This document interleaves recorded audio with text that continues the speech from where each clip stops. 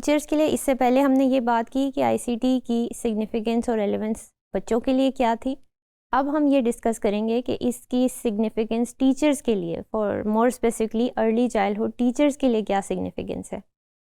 पहली बात तो ये कि ICT proficient teachers are the need of the day. We need teachers who are proficient in using information communication technology. और ये हम क्यों कह रहे हैं? Because we want to invest in the future of our generations.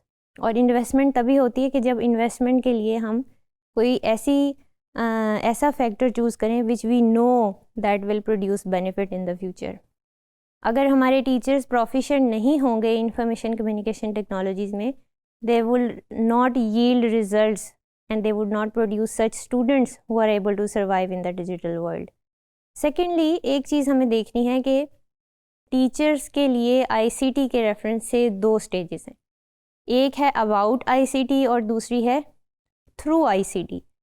First of all, our teachers are learning about ICT. अभी हमारे teachers को इतनी अवेयरनेस ही नहीं है। Most of the teachers, teaching body या जो हमारी वर्कफोर्स है, they are learning about information communication technologies. वो होती क्या हैं, कैसे इनको यूज़ किया जाता है, कैसे इनको अच्छे तरीके से हम यूज़ कर सकते हैं, कैसे इंटीग्रेट कर सकते हैं।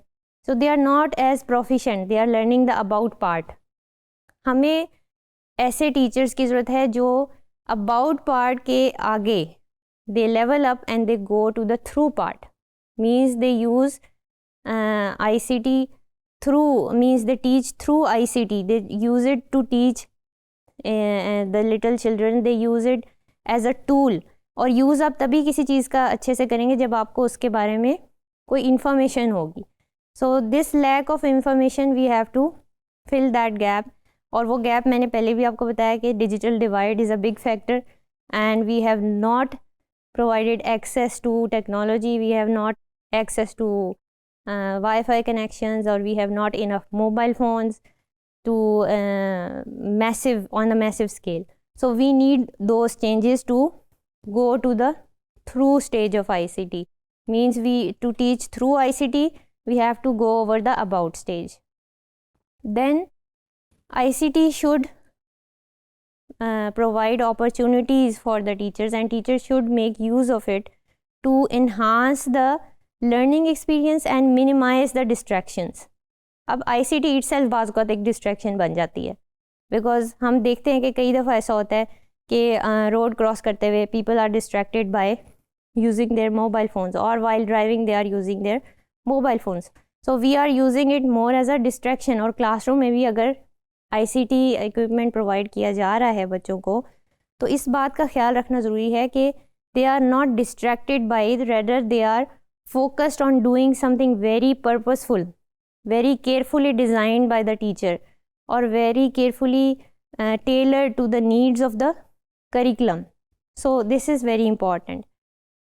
Fourthly, we will discuss a developmentally appropriate technology framework. That is a framework that was provided by a researcher in 2006 and Blatchford ने ये framework दिया था. और हम इसको डिटेल में इसलिए देख रहे हैं because this was one of the most renowned frameworks of that time. और आगे से जितने भी frameworks आए हैं वो इसी के ऊपर build upon करें. आगे हम end में एक देखेंगे कि सिंगापुर के एक स्कूल का करिकुलम है, उसका उन्होंने ICT का framework दिया हुआ है. It is mostly similar to this one. So I am starting from that. Teachers को ऐसे टूल्स और एप्लीकेशंस के बारे में मालूम होना चाहिए जो उनकी इंस्ट्रक्शंस को इन्हांस करें, जो उन्हें हेल्प आउट करें. ऐसा ना हो कि बच्चे उस मेजर पर्पस से डिस्ट्रैक्ट हो जाएं. And the application should B educational in nature. For example, जैसे हम देखते हैं कि कुछ एप्लीकेशंस ऐसी हैं, जैसे वो जो बॉल पॉपिंग वाली एप्लीकेशन या इस तरह, they have no educational value. अब ये एजुकेशनल वैल्यू कौन डिसाइड करेगा? ये एजुकेशनल वैल्यू टीचर डिसाइड करेगा कि इस एप्लीकेशन की एटलीस्ट जो वैल्यू है वो क्या है, उसके ऑब्जेक्टिव्स क्या हैं, उसके लर्निंग आउटकम्स क्या हैं. So is it fulfilling the purpose of that lesson. So this is what the teacher should decide. Sometimes ये डिसीजन टीचर्स करते हैं, कई स्कूल्स में ये डिसाइडेड होता है on a very larger scale और ऑन एडमिनिस्ट्रेटिव लेवल कि किस तरह की एप्लीकेशन अलाउड हैं और किस तरह की अलाउड नहीं है. सेकेंडली, टीचर्स को आईसीटी यूज़ करनी चाहिए by the time you have guessed for collaboration.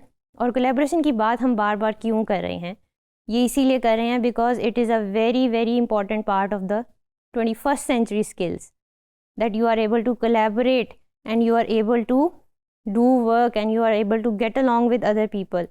So this is very important। और ये बार बार चीज़ different dimensions के साथ आप इसमें देखते रहेंगे ICT के अंदर। Then we have to ensure that ICT instruction is integrated into the curriculum।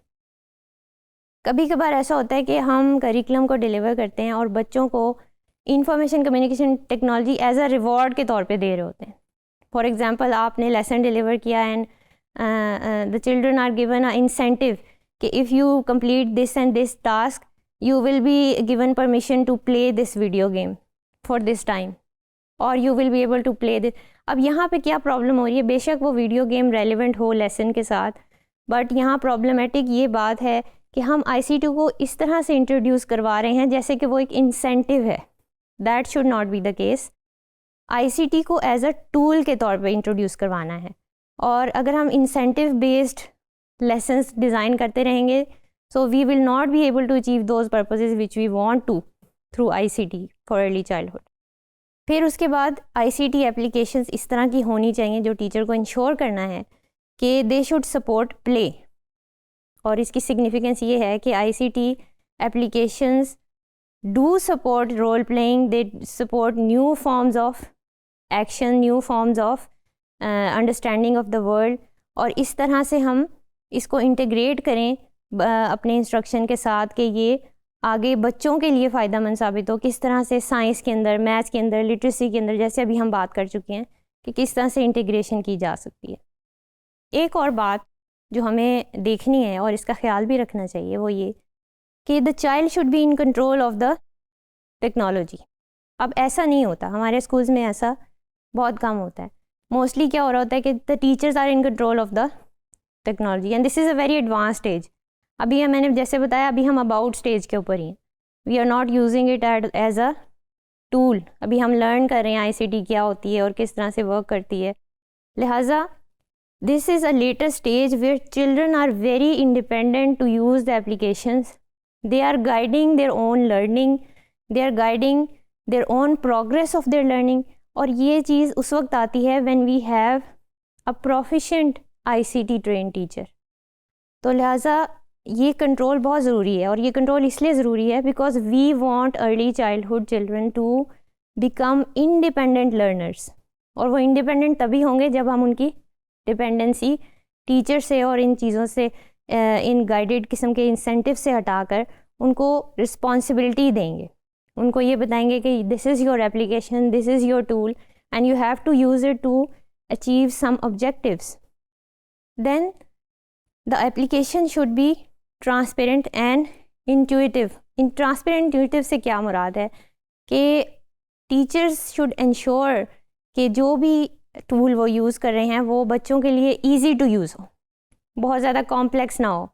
मसलन जिस तरह इसकी एक एग्जांपल आप ले सकते हैं, जैसे ड्रैग डाउन मेन्यू होता है, जब हम उस पर क्लिक करते हैं हमें इंट्यूटिवली पता होता है कि इसने नीचे की तरफ आना है। So it should not be कि अब आप उसको क्लिक करें और वो किसी और कोने में जाके खुल रहा हो, ऐसा नहीं है।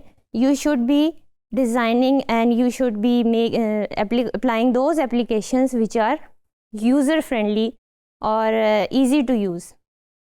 7th पॉइंट ये है कि हमें टीचर्स को, यानी हम जब मैं कहती हूँ इसका मतलब है ICT टीचर्स या अर्ली चाइल्डहुड टीचर्स, ये इंश्योर करना चाहिए कि ICT में कोई भी ऐसी चीज़ हम इंट्रोड्यूस ना करवाएं जो कि वायलेंस और स्टीरियोटाइपिंग के ऊपर बेस्ड। वायलेंस को प्रमोट करने वाली कोई भी एप्लीकेशंस या स्टीरियोटाइपिंग के ऊपर एप्लीकेशंस को प्रमोट नहीं किया जाना चाहिए। Then to support the health and safety of children. अब इसमें मैंने पहले भी मेंशन किया था कि इसमें काफ़ी इश्यूज़ हैं जो लिटरेचर हमें पॉइंट आउट करता है, और इसमें वन ऑफ द इश्यूज़ था कि बच्चों का screen time. Some other issues में भी बैक पेन, नेक पेन और the poor posture of children, जो कि हम आजकल देखते हैं कि due to watching too much mobile they have a very poor posture.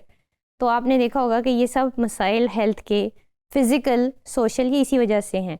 And we should address those issues. Lastly, we should support the involvement of parents. और ये पहले भी बात हुई है कि ICT टूल कोई भी हो, पेरेंट्स की इन्वॉल्वमेंट के बगैर उसके ऑब्जेक्टिव्स को अचीव करना पॉसिबल नहीं है. This is one of the framework that I was talking about. ये सिंगापुर का एक फ्रेमवर्क है. It is very similar to the one that I have discussed.